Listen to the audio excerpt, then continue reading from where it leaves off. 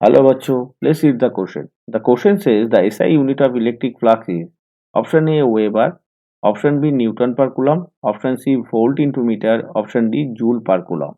ठीक है, तो अगर हमने इलेक्ट्रिक फ्लक्स का जो SI यूनिट है उसको कैलकुलेशन करना है तो हमें इक्वेशन के थ्रू यहाँ पे जाना होगा. ठीक है, तो हम क्या जानते हैं, हम अगर गाउस लॉ को फॉलो करें तो गाउस लॉ का थ्रू हम ये जानते हैं, according to the Gauss law E dot ds is equals to q by epsilon 0 और phi. ठीक है, q int मान q int by epsilon 0 और phi.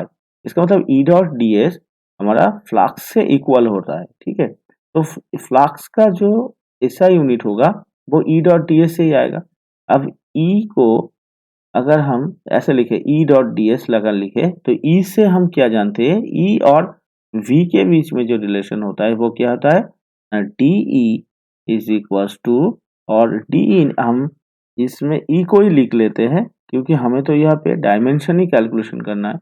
तो E इज इक्वल्स टू हम लिख सकते हैं माइनस V बाई R, ये भी हम लिख सकते हैं. इसका मतलब E का जो यूनिट आएगा उसको हम वोल्ट पर मीटर ए लिख सकते हैं. ठीक है, तो फाई इज इक्वल्स टू हम वोल्ट पर मीटर और ds का मतलब एरिया हो गया तो इसको हम मीटर स्क्वायर लिख सकते हैं.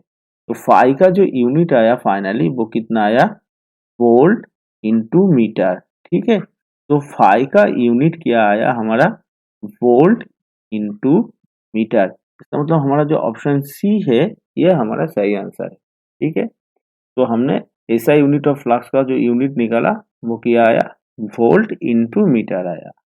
Hope you all understood it well. Best of luck. Thank you.